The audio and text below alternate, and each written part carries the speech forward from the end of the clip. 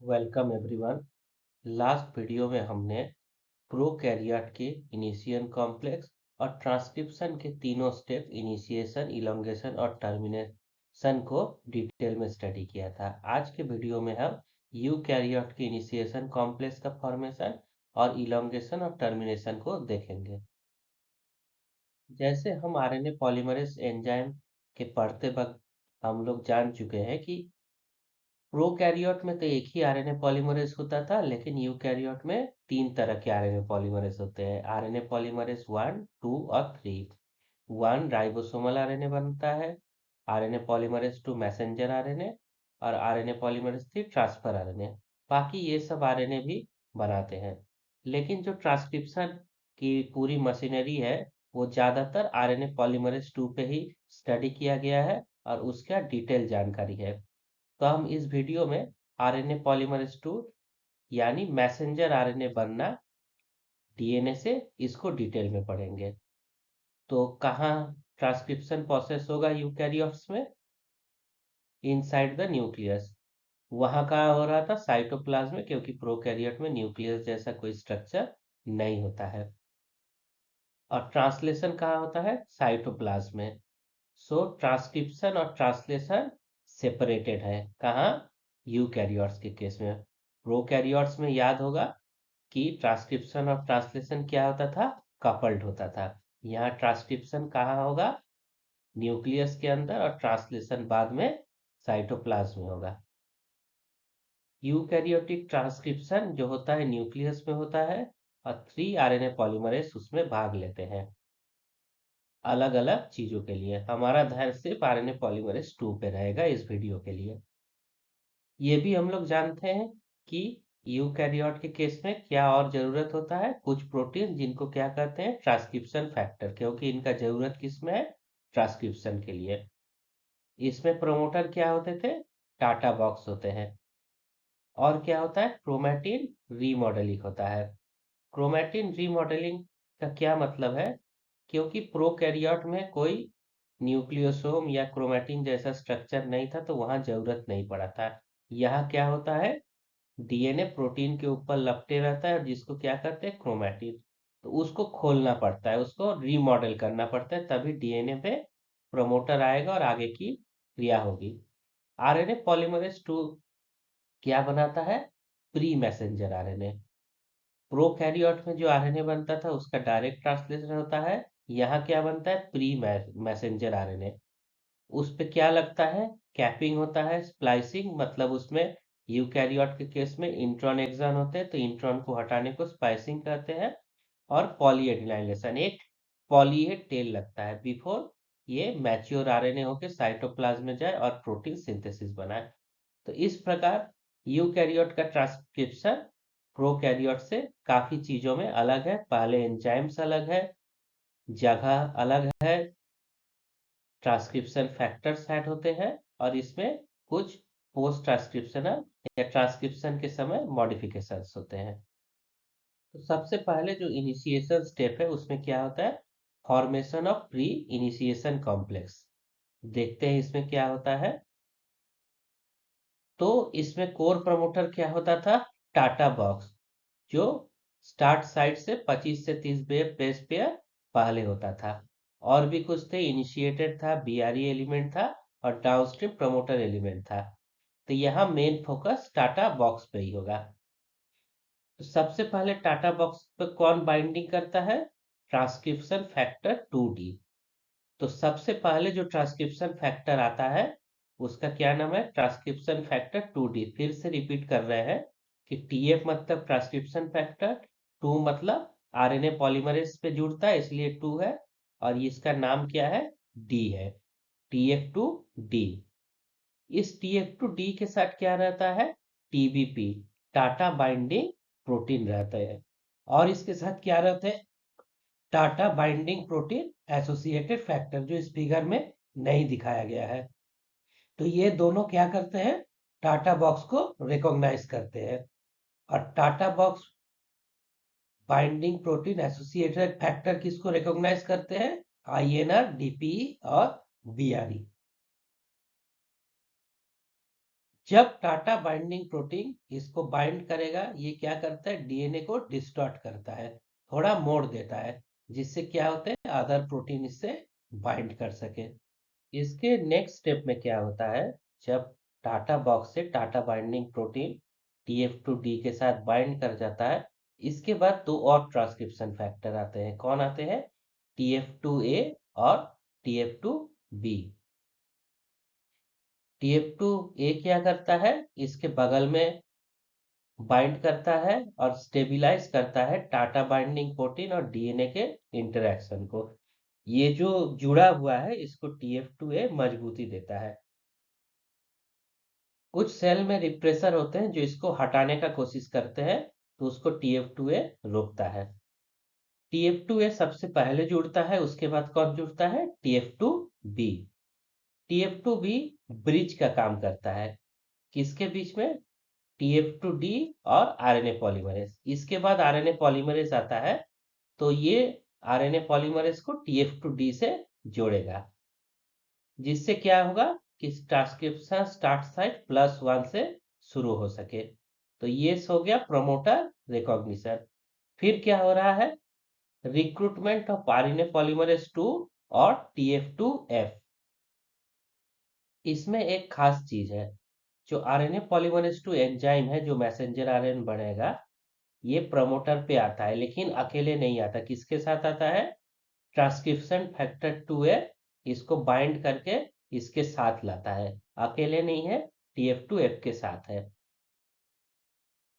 और ये क्या काम कर रहा है, ये रिड्यूस करता है non specific DNA binding. TF2F का क्या काम है कि आरएनए पॉलीमरेज 2 सही जगह पे बाइंड करे, नॉन स्पेसिफिक जहां नहीं बाइंड करना वहां गलती से भी ना बाइंड करे, सही जगह है। तो TF2F क्या कर रहा है, इसको सही जगह बाइंड करा रहा है और पोजीशन कर रहा है आरएनए पॉलीमरेज 2 करेक्टली कहाँ, स्टार्ट साइट पे। तो यहाँ TF2D TBP के साथ जुड़ा था, फिर TF2A आया, फिर TF2B आया। अब TF2B किससे जुड़ चुका है, आरएनए पॉलीमरेज 2 से, और उससे कौन क्या जुड़ा है, TF2F। तो यहाँ कितने लोग हैं, TF2D सबसे पहले आया, फिर A आया, फिर B आया, फिर पॉलीमरेज के साथ F आया, और सारे यहाँ एक साथ जुड़ गए। जब TF2A TF2D और TF2B से जुड़ा है, तो TF2B किसका काम करता है, TF2D को आरएनए पॉलीमरेज एंजाइम से जोड़ने का काम करता है। इसके बाद कौन आता है, TF2E। इस कॉम्प्लेक्स से कौन जुड़ता है, TF2E जुड़ता है। और E किसको जोड़ने में मदद करता है, TF2H। TF2H बहुत इंपॉर्टेंट होता है। कैसे इंपॉर्टेंट होता है, ये दो काम करता है। एक काम है हेलिकेज एक्टिविटी। हेलिकेज एक्टिविटी का क्या मतलब है, प्रोमोटर का जो डीएनए का हिस्सा है उसको खोलना। डीएनए तो डबल हेलिकल है, जब तक खुलेगा नहीं तब तक क्या नहीं हो सकता, आरएनए नहीं बन पाएगा। तो ये खोलने का काम करता है। और क्या बनाएगा, ओपन कॉम्प्लेक्स या ट्रांसक्रिप्शन बबल। और दूसरा काम क्या होता है, काइनेस एक्टिविटी का। काइनेस मतलब फॉस्फेट जोड़ना। तो ये जो TF2H है, ये क्या करेगा, डीएनए को खोलेगा।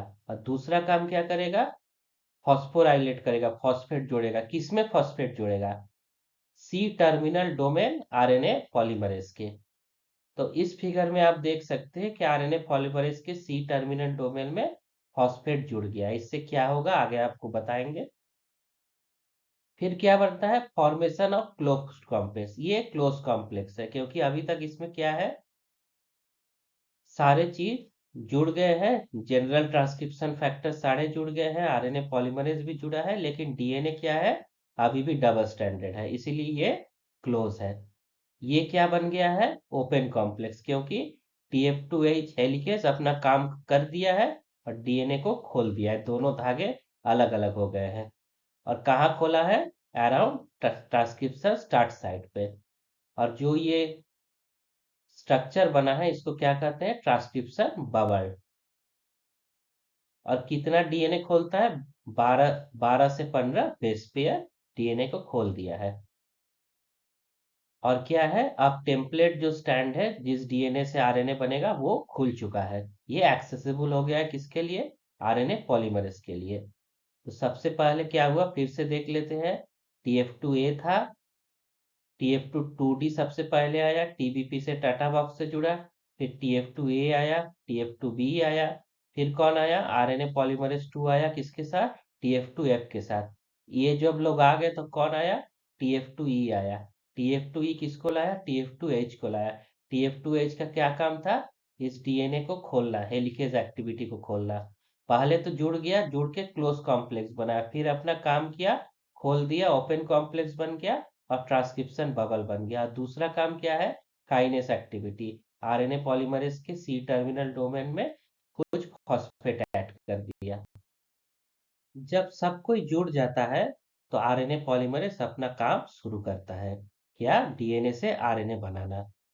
लेकिन जब ये काम करता है तो ये शॉर्ट ट्रांसक्रिप्ट बनाता है, 2 से 10 न्यूक्लियोटाइड छोटा सा।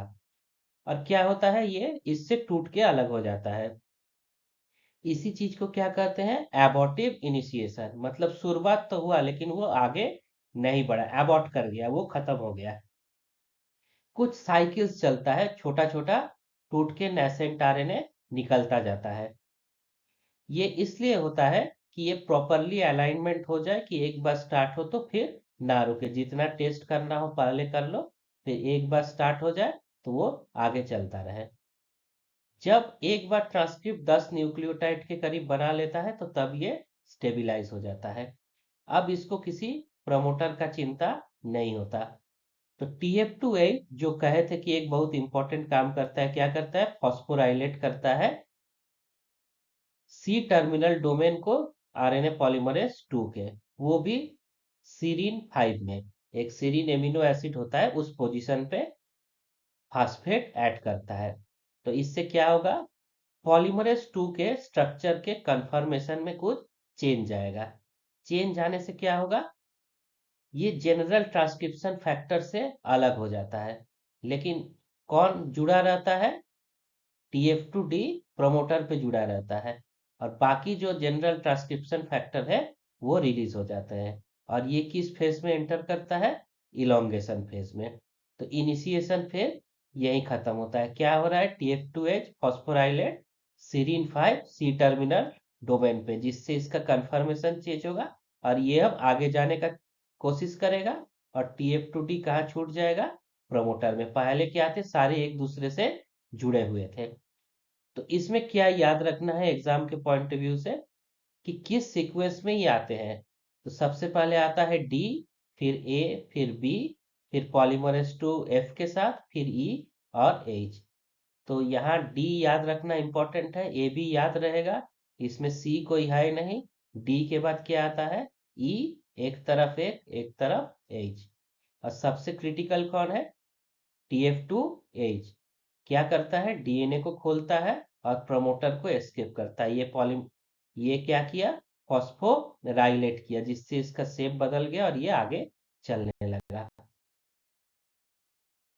इसके बाद इलोंगेशन फेज शुरू होता है।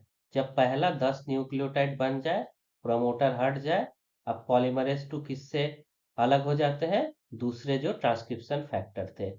ट्रांसक्रिप्शन फैक्टर 2H क्या किया था?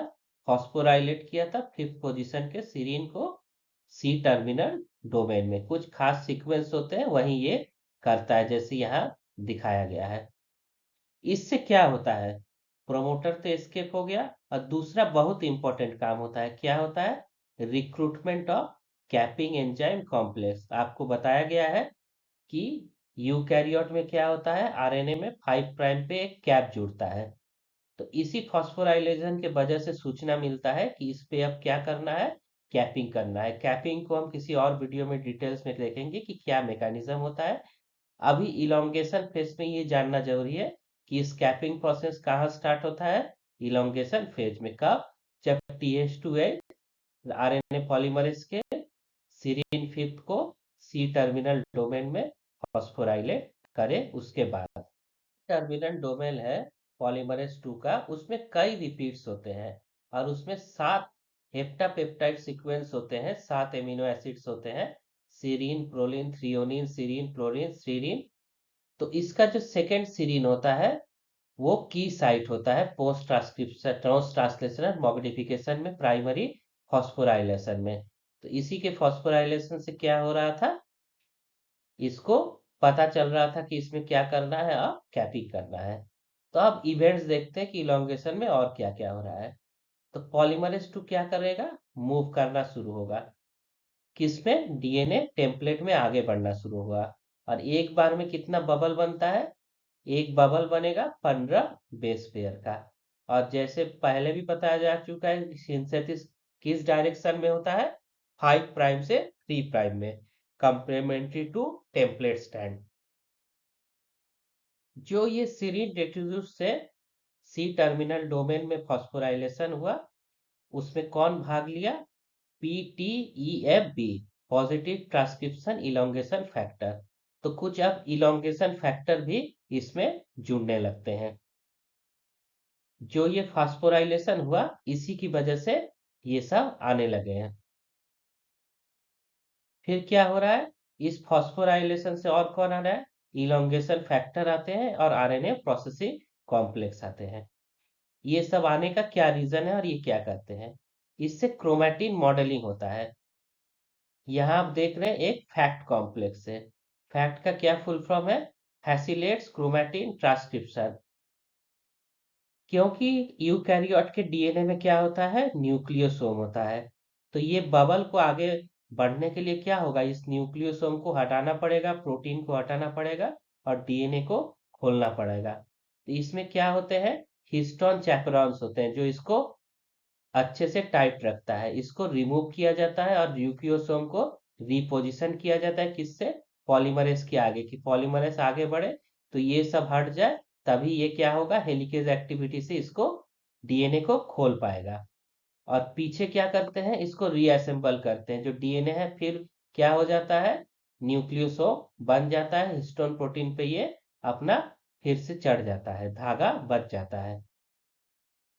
इसमें क्या क्या हो रहा है, एक तो 5 डैश कैपिंग हो गया अर्ली, पाइसियोसोम एक्टिविटी भी स्टार्ट होता है, और क्लीवेज जो है पॉलीएडिनाइजेशन फैक्टर्स भी इसी समय आते हैं। तो इन चीजों को हम लोग अलग वीडियो में देखेंगे, इसीलिए इस समय डिस्कस नहीं कर रहे हैं। इसके साथ साथ ही कुछ elongation factor, spt5, spt6, TF2S, ये सब भी यहाँ आते हैं। ये क्या करते हैं, इनहेंस प्रोसेसिविटी, ये जो प्रोसेस हो रहा है इसको अच्छा करते हैं, सही करते हैं। और रेस्क्यू का क्या करते हैं, पॉस्ट या बैक ट्रैक पॉलीमरेज, कभी कभी ये पीछे चला जाता है, इस पीछे चलने को भी ये लोग रोकते हैं। तो इलोंगेशन में क्या क्या हो रहा है एक बार फिर से पढ़ रहे हैं। ट्रांसक्रिप्शन बबल बन रहा है कितना, 15 बेस पेयर का। आरएनए किस डायरेक्शन पे बन रहा है, 5 प्राइम टू 3 प्राइम कर रहा है। जो ये सब फास्फोराइलेशन हो रहे हैं, किससे हो रहे हैं, पीटीईपी फैक्टर से। कहाँ पे, सेरीन रेसिड्यूज में। इससे क्या होगा, कुछ इलोंगेशन फैक्टर और आएंगे। एक क्या आएगा, फैक्ट आएगा, फैक्ट कॉम्प्लेक्स आएगा, जो आगे के हिस्टोन को क्या करेगा, खोलने लगेगा कि डीएनए निकले, जिससे कि आरएनए पॉलीमरेज आसानी से डीएनए से आरएनए बना सके। और पीछे क्या होगा, दोबारा न्यूक्लियोसोम बनने लगेंगे। इसी के साथ साथ कैपिंग, स्प्लाइसिंग, ये सब भी चलता रहेगा। कुछ इलेंगेशन फैक्टर इस प्रक्रिया को क्या करेंगे, इनहेंस करेंगे और इसको पीछे जाने से रोकेशन फेज है वो हाईली कोऑर्डिनेटेड है, गड़बड़ी का बहुत कम चांस है। इसको कंट्रोल किससे किया जा रहा है, सी टर्मिनल डोमेन के फॉस्फोराइलेशन पैटर्न के द्वारा। और पॉलीमरेज 2 जब आगे बढ़ता है तो 20 से 60 न्यूक्लियोटाइड पर सेकेंड में बनाता है। ये थोड़ा प्रोकैरियोट से स्लो है, क्योंकि इसमें क्या होते हैं, क्रोमैटिन बैरियर्स होते हैं, क्योंकि क्रोमैटिन को बार बार ओपन करना पड़ रहा है, न्यूक्लियोसोम को हटाना होता है। इसके बाद लास्ट फेज आता है जिसको क्या कहते हैं, टर्मिनेशन फेज। इसमें पहला तरीका है टर्मिनेशन का, cleavage and poly adenylation dependent termination. इसमें क्या होता है, जब ट्रांसक्रिप्शन हो रहा है, एक रीजन आ जाता है जिसको क्या कहते हैं, पॉली एडिनाइलेशन सिग्नल। ये आरएनए में बन गया, इसका सिग्नल क्या है, AAU फिर 3 AI। जब ये मैसेंजर आरएनए में बन जाता है, उससे कौन आके जुड़ता है, क्लीवेज एंड पॉलीएडिनाइजेशन स्पेसिफिक फैक्टर, ये आके इस रीजन से जुड़ जाता है। और एक और फैक्टर होता है CSTF, क्लीवेज स्टिमुलेशन फैक्टर। ये कहाँ जुड़ता है? इसी के आगे कुछ दूर में GU रिच रीजन होता है, वहां ये CSTF आके जुड़ जाता है। और ये लोग क्या करते हैं, इस रीजन के जहां AA UUA है, इससे 10 से 30 न्यूक्लियोटाइड डाउनस्ट्रीम में क्या करते हैं, इसको काट देते हैं। मैसेंजर आरएनए जो बन रहा है उसको काट देंगे। फिर क्या होगा, एक दूसरा एंजाइम होता है पॉली ए पॉलीमरेज, वो आके क्या करेगा, जहां ये कटा है उसमें क्या जोड़ेगा, पॉली ए टेल 200 एडेनिन इसमें जोड़ देगा। पॉली ए पॉलीमरेज आ गया और इसमें 3' एंड में क्या जोड़ दिया, एडेनिन न्यूक्लियोटाइड जुड़ गया, पॉली ए टेल बना दिया। जब क्लीवेज हो जाता है तो पॉलीमरेज 2 तब भी अपना ट्रांसक्रिप्शन जारी रखता है। यह तो कट के अलग हो गया, लेकिन ये ट्रांसक्रिप्शन आगे जारी रखता है। उससे क्या होता है, एक छोटा सा डाउनस्ट्रीम में आरएनए फ्रैगमेंट दिखता रहेगा और बनता रहता है। तो क्लीवेज एंड पॉलीएडिनाइजेशन डिपेंडेंट टर्मिनेशन में क्या होता है, फिर से एक बार देख लेते हैं। आरएनए बन रहा था, बनते बनते एक जगह आ गया जहां इस पे पॉली एडिनाइलेशन सिग्नल आ जाता है। इस सिग्नल को कौन डिटेक्ट कर लेता है, CAPSF, cleavage and polyadenylation specificity factor, और इस पे बाइंड कर जाएगा। कुछ दूर आगे GU रिच रीजन होता है जिसको CSTF डिटेक्ट करेगा। दोनों आ जाएंगे और इससे 10 से 30 न्यूक्लियोटाइड आगे क्लीवेज कर देगा। ये कट के अलग हो गया, इसको तुरंत कौन देख लेगा, पॉली ए पॉलीमरेज, और आके एक पॉली ए टेल जुड़ दिया। जबकि पॉलीमरेज 2 यहाँ जुड़ा है और ये आगे आरएनए बनाता चला जा रहा है। अब आरएनए तो आगे बनाता जा रहा है, इसको तो रोकना पड़ेगा। इसके लिए दो अलग अलग मॉडल दिए गए हैं। एक है टॉर्पीडो मॉडल ऑफ टर्मिनेशन। तो क्या होता है, जब क्लीवेज हो गया पॉली ए साइट में, ये तो अलग हो गया। जो फ्री 5' एंड होगा ये यहाँ जुड़ा होगा, ये क्लैरिटी के लिए आपको यहाँ दिखाया जा रहा है। ये आरएनए पॉलीमरेज से जुड़ा होगा, जो इसका छोटा सा एज बचा रहेगा। तो उसको कौन पकड़ता है, एक्सआरएन 2। ये एक 5' से 3' एक्सो न्यूक्लियस एंजाइम होता है। तो जो इसका सिरा लटका रहेगा, ये कट जाने के बाद उसको कौन पकड़ लेगा, एक्सआरएन 2, एक एक्सो न्यूक्लियस है जो एक तरफ से इसको काटता चला जाएगा। ये बाइंड करता है। जब भी मैसेंजर आरएनए बनता है वहां 5' कैप होता है, उसी वजह से ये इसको काट नहीं सकता। कैप वाला हिस्सा तो निकल गया, जो लटका हुआ है उसमें तो कैप नहीं है। तो अब क्या करेगा, XRN2 उसको काटना शुरू करेगा। एक्सो न्यूक्लियस है, बाइंड करेगा और स्टार करेगा काटना, डिग्रेड करना। और ये मूव करता चला जाएगा, कहाँ तक मूव चला जाएगा, जहां तक ये पॉलीमरेज 2 के पास नहीं पहुंचे। जैसे ही ये पहुंच जाएगा तो ये क्या कर देगा, डिसलॉज कर देगा, इसको काट देगा। तो पॉलीमरेज 2 अपने आप निकल जाएगा, वहां उस जगह से हट जाएगा और DNA से ट्रांसक्रिप्शन प्रोसेस खत्म हो जाएगा। तो इस प्रोसेस को ही मेन माना जाता है टॉर्पीडो मॉडल से। इसको टॉर्पीडो कहा जाता है कि ये आके खा रहा है और इसको खत्म कर दिया और इसको तोड़ दिया। एक और भी मॉडल है जिसको क्या कहते हैं, एलोस्टेरिक मॉडल ऑफ टर्मिनेशन। इसमें क्या होता है कि जब पॉली एडिनाइलेशन सिग्नल पास हो जाता है तो पॉलीमरेज 2 में कुछ अपने स्ट्रक्चर में कन्फर्मेशनल चेंज आते हैं और कुछ इलोंगेशन फैक्टर क्या होते हैं जिससे चेंज से डिसोसिएट हो जाते हैं और रिप्लेस बाय उसके जगह कौन आ जाता है, टर्मिनेशन फैक्टर। और पॉलीमरेज 2 क्या होता है, लेस प्रोसेसिव, अब ये काम नहीं कर पाता और क्या होता है, गिर जाता है। तो ऐसा साइंटिस्ट ने देखा है कि ये दोनों मॉडल यूकैरियोट में काम करते हैं। तो एलोस्टेरिक मॉडल को यहाँ अच्छे से समझ सकते हैं कि क्या हो रहा है। यहाँ 5' कैप हो गया, जैसे ही CFSF और CSIF बाइंड करता है, ये इसको क्लीवेज कर देता है, ये गिर जाता है। फिर इस पे इधर कैप लगा होता है और इधर पॉली ए सिग्नल लगेगा तो पॉली ए टेल लग जाता है। इन सब होने के बाद इसमें क्या होता है, एलोस्टेरिक कुछ चेंजेस आता है, जिससे क्या होता है, कुछ इलोंगेशन फैक्टर क्या हो जाते हैं, इससे डिसोसिएट हो जाता है और कौन इसमें जुड़ जाते हैं, टर्मिनेशन फैक्टर्स जुड़ जाते हैं, और जिससे क्या होगा, इसका डीएनए से कनेक्शन कट जाएगा और पॉलीमरेज फिर रिलीज हो जाएगा और फॉल ऑफ हो जाएगा। तो यहाँ इस टेबल में हम लोग देख सकते हैं कि इलोंगेशन और टर्मिनेशन में क्या क्या हो रहा था।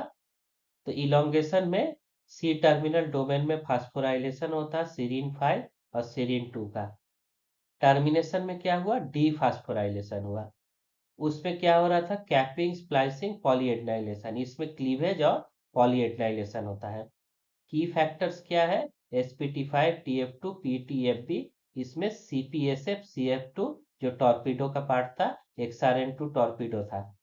टर्मिनल सिग्नल कुछ नहीं था, यहाँ पॉली सिग्नल टर्मिनेशन का काम करेंगे। इसमें आरएनए सिंथेसिस हुआ और क्रोमैटिन को रीमॉडल किया गया, न्यूक्लियोसोम को हटाया गया। इसमें क्या हुआ, क्लीवेज हुआ और टॉर्पीडो आया, वो खा गया, उससे हट गया, या एलोस्टेरिक स्ट्रक्चरल चेंज से इलोंगेशन फैक्टर हट गया और टर्मिनेशन फैक्टर आए। पॉलीमरेज 1 और 3 के केस में भी कुछ होता है, वो हम लोग किसी और वीडियो में डिस्कस करेंगे। तो इसमें क्या जानना सबसे इंपॉर्टेंट है, इलोंगेशन क्या है, टाइटली कोऑर्डिनेट है। किस वजह से, क्रोमैटिन रीमॉडलिंग, क्योंकि यहाँ सिर्फ डीएनए नहीं था, प्रोटीन न्यूक्लियोसोम ही था।